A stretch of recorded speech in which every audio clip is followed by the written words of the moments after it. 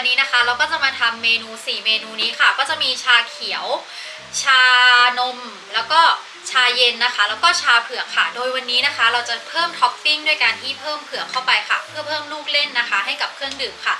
แรงบันดาลใจจากเครื่องดื่มทั้ง4แก้วนี้นะคะมาจากการที่สำลีได้ไปลองชิมชานมไต้หวันที่สยามค่ะแล้วเห็นว่ามันอร่อยดีนะมีเผือกด้วยมีท็อปปิ้งแบบเยอะแยะมากมายเลยแล้วก็ใส่เผือกด้วยสำลีก็เลยคิดว่าลองเอามาทำเครื่องดื่มเผื่อเป็นไอเดียให้เพื่อนๆดูค่ะก็วันนี้เราจะทำ4อย่างนี้ค่ะไปทำกันเลยค่ะ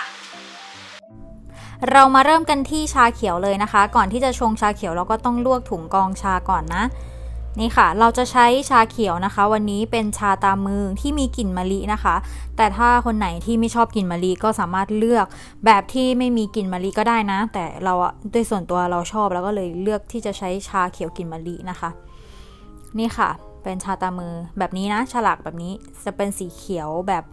เขียวเลยอะแต่ถ้าอันที่มันไม่มีกลิ่นมะลิมันจะซิดลงมานิดนึงโอเคค่ะเราก็จะตวงนะคะชาปริมาณ20 กรัมค่ะใบชา20 กรัมนะคะนี่ค่ะก็ตวงลงไปโลด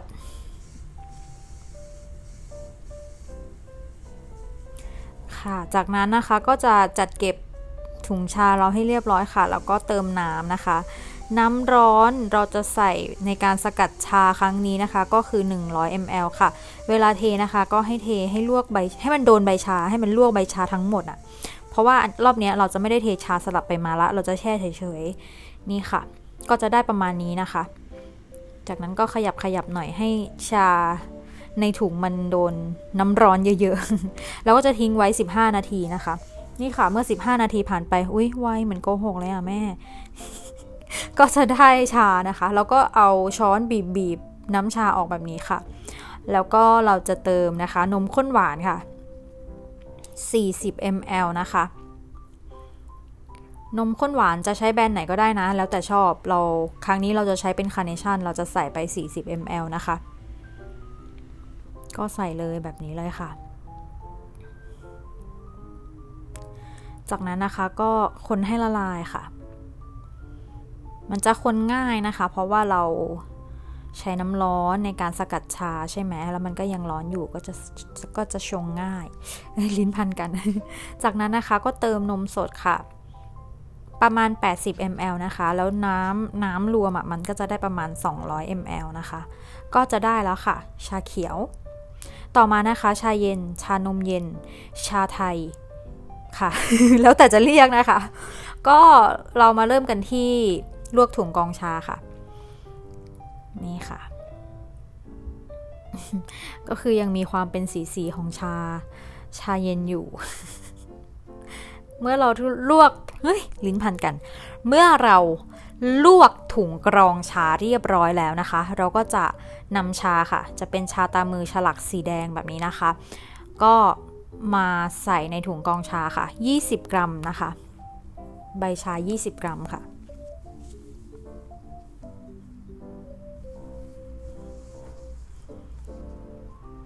นี่ค่ะเมื่อเทใบชาลงไปในถุงกรองชาเรียบร้อยแล้วก็จัดเก็บค่ะจากนั้นก็เทน้ำลงไปเลยค่ะ100 ml ค่ะก็เทให้มันโดนใบชาทั่วๆนะคะก็จะได้ช่วยในเรื่องสกัดชาค่ะจากนั้นก็ทิ้งน้องไว้นะคะ15 นาทีค่ะ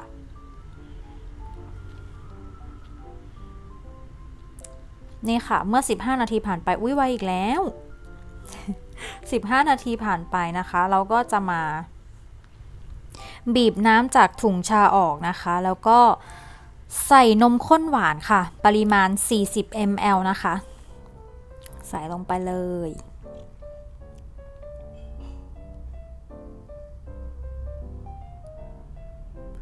นี่ค่ะจากนั้นก็คนให้เข้ากันนะคะ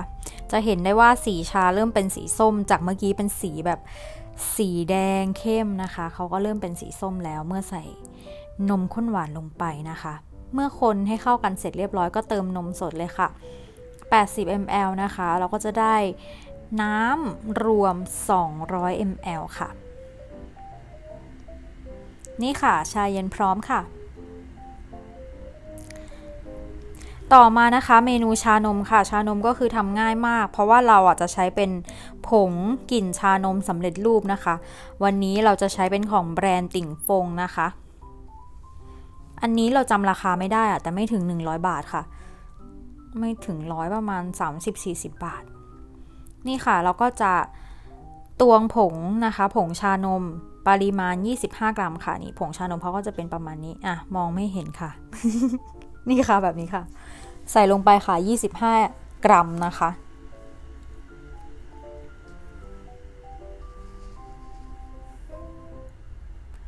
โอเคเมื่อได้ครบ25 กรัมแล้วนะคะเราก็จะมาใส่น้ำร้อนค่ะเพื่อทำละลายนะคะจะใส่น้ำร้อนแค่30 ml นะคะคือใส่เพื่อให้ผงละลายเฉยๆนะค่ะจากนั้นก็คนให้ผงละลายนะคะ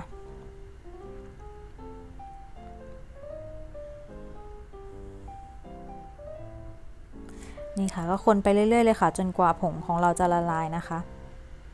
มันก็จะมีตรงก้นแก้วยังเป็นก้อนๆอยู่ก็คนไปเรื่อยๆค่ะ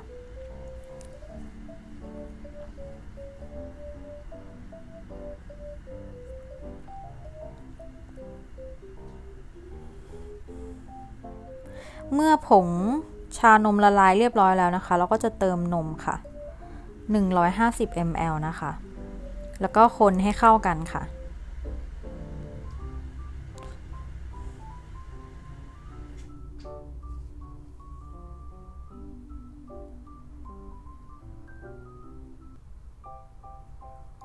เมื่อกี้แอบคนไม่แตกตอนที่ใส่น้ำร้อนมันก็เลยยังมี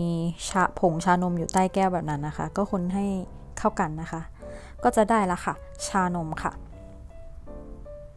ต่อมานะคะนมเผือกค่ะเราก็จะตวงนะคะผงเผือกวันนี้เราก็จะใช้เป็นผงเผือกตราติ่งฟงนะคะ25 กรัมค่ะตวงลงไปในแก้วเลย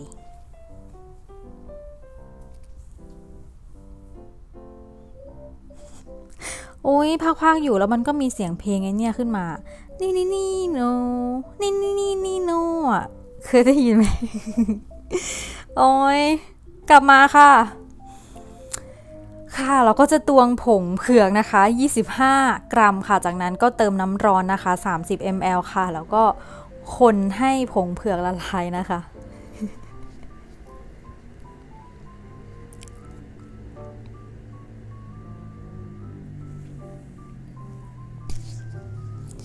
คนไปเรื่อยๆค่ะจนกว่าผงเผือกจะละลายนะคะ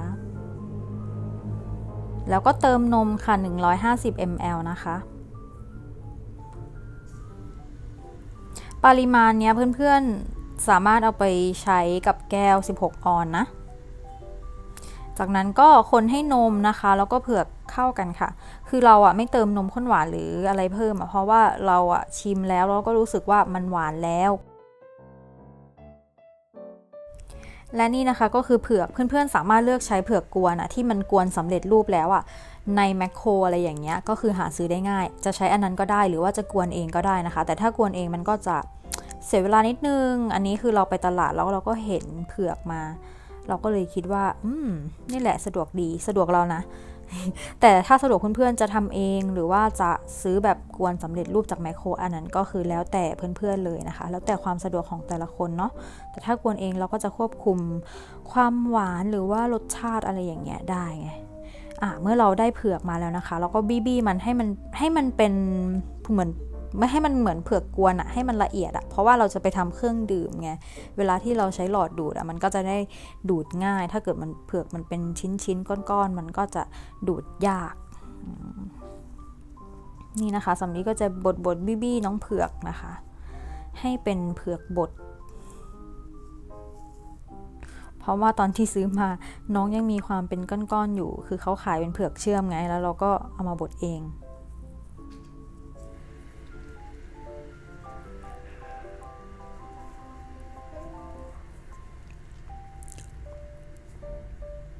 นี่ค่ะก็บี้ไปค่ะจนกว่าเราจะพอใจนะคะว่าเราอยากจะให้มันแหลกแค่ไหน จากนั้นนะคะก็เอามาใส่ในแก้วค่ะเราจะใส่ไปในก้นแก้วแล้วก็จะ ทาให้มันทั่วขอบแก้วนะคะเพื่อที่เวลาที่มองสายตามองเข้ามาเนี่ยจะได้เห็นว่าอุ๊ยมันมีเผือกด้วยอะเธอเนี่ยเครื่องดื่มเนี่ยมันมีเผือกนะเธออะไรอย่างเงี้ยเนี่ยแบบเนี้ยอารมณ์แบบเนี้ยให้มันเปื้อนแก้วอะมันก็จะดูเป็นลวดลายของเผือกไงนึกออกไหมนั่นแหละ แล้วก็ใส่ลงไปใต้แก้วด้วยเพื่อที่ว่าเวลาดูดขึ้นมาเนี่ยจะได้มีความเผือกอะไรใดๆติดขึ้นมาด้วยเวลาที่ดื่มนะคะใส่เพิ่มอีกค่ะนี่ค่ะทาวนไปค่ะก็จะได้แก้วนะคะในลักษณะเปื้อนเลอะเทอะแบบนี้ค่ะเป็นอันว่าได้นะคะถ้าไม่เลอะแปลว่ายังไม่ได้ต้องให้มันเลอะก่อนโอเคได้แล้วแก้วเลอะแล้วค่ะก็ทำต่อไปอีกนะคะวันนี้เราทำ4เมนูเราก็จะทำให้แก้วเนี่ยเปื้อนทั้ง4เมนูนี่นะคะเราก็จะทำให้แก้วเลอะทุกแก้วค่ะเสร็จแล้วนะคะเราก็จะเติมน้ำแข็งค่ะเอายังไม่เสร็จโอเคเสร็จแล้วค่ะเราก็จะเติมน้ำแข็งทุกๆแก้วเลยนะคะให้เต็มแก้วค่ะนี่ค่ะจากนั้นนะคะเราก็จะมาเทใส่ในแก้วค่ะอุ้ยดูดิสีสวยมากเลยอะมาเริ่มกันที่นมเผือกกันก่อนเลยค่ะเป็นไงน่ากินไหม6 แล้ว 1 ต่อมานะคะก็จะเป็นชาเย็นชาไทยชานมเย็นชาดาดามไม่ใช่ ชาอะไรก็ได้ค่ะแล้วแต่เราจะเรียกนะคะแต่ละที่ก็เรียกไม่เหมือนกันนะคะจากนั้นนะคะก็จะเป็นชานมค่ะนี่ค่ะอุ้ยสีเขาก็สวยมากเลยอะและสุดท้ายนะคะก็คือชาเขียวนั่นเองค่ะโว้ยเล่นอะไรเนี่ยชาเขียวค่ะเทลงไปค่ะเห็นไหมอุ้ยก็คือสีสวยมากแต่เราแช่ชานาน15 นาทีมันก็ไม่ได้ฝาดอะไรนะมันก็สีสวยปกตินี่ก็จะได้แล้วนะคะ4 สูตร 4 แก้วค่ะและนี่นะคะก็เป็น4เมนูที่เราทำเสร็จเรียบร้อยแล้วเดี๋ยวเราจะมาลองชิมกันค่ะเริ่มที่อะไรดีอะเริ่มที่เผือกก่อนแล้วกันไม่เอาชานมนี่นะคะ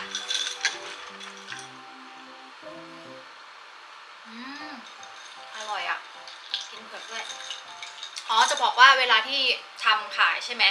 ก็คือหลอดอะให้เป็นหลอดตักพวกแบบว่าสมูทตี้อะไรอย่างเงี้ยให้ลูกค้าเขาก็จะได้ตักกินมันก็จะได้แบบอรรถรสมากยิ่งขึ้นนะคะอร่อยเข้ากันนะแล้วก็ชาไทยค่ะเข้มข้นชาไทยมันก็จะมีความได้เคี้ยวอะอร่อยนะมันดีเผือกค่ะ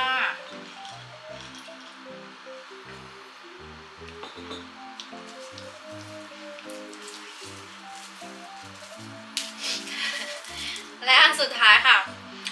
ชาเขียวค่ะอร่อยทั้ง4อย่างเลยนะคะ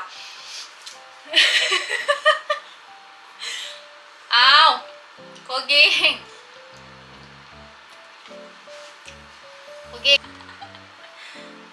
โอ้ยความยากของการเป็นยูทูบเบอร์ก็เป็นแบบนี้เลยค่ะไปแล้วแมวโอเค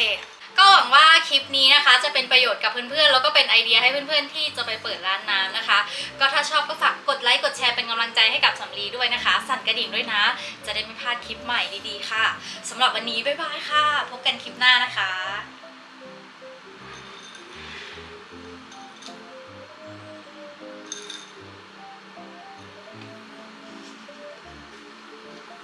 น้ำพุ่งใส่แขน